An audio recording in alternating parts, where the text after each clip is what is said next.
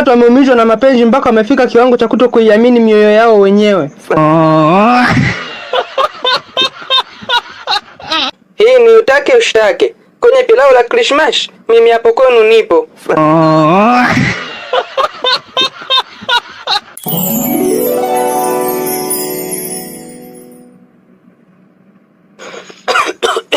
Baby, mbona unakohoa? Kwa nini nishikoe wakati kopa lako linanuka kama vile jiji la ng'ombe?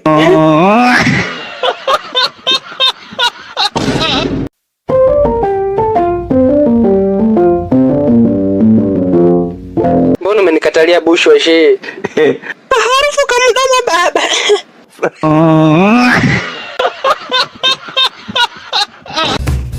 Kitumbi, 1 jumlisha 1, 2.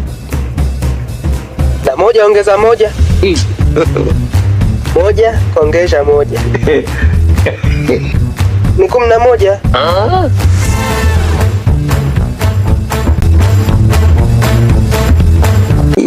Mimi naitwa Molofyefu. Napenda sana kutafuna pishi. Yani mimi pishi ikija getu, ai naitafuna kuliko elimu.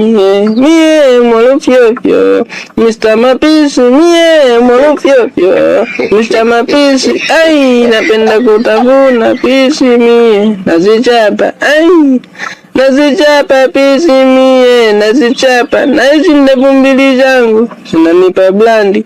Japokuwa na ushavu nene, lakini ushavu ni chochote kile. Yeah, of course.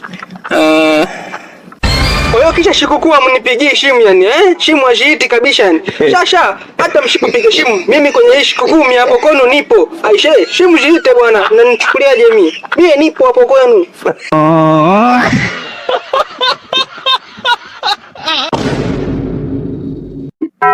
Hii inahuzunisha, inasikitisha na kuumiza pia. Alikuwa kijana mdogo sana.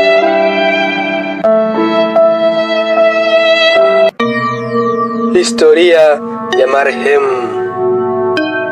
Marehemu alizaliwa, akakua, akazurura na mwishowe akafa. Mwisho wa historia ya marehemu ambaye alikuwa ni kijana wetu pendwa hapa mtaani.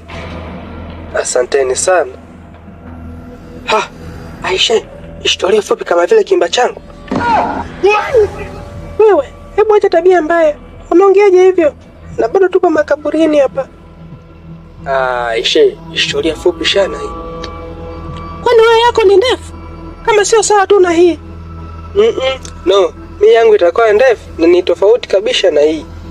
Mimi yangu itakuwa marehemu alijaliwa, akakua, akaoa, alikuwa na watoto 6 lakini wote ni wa nje ya ndoa.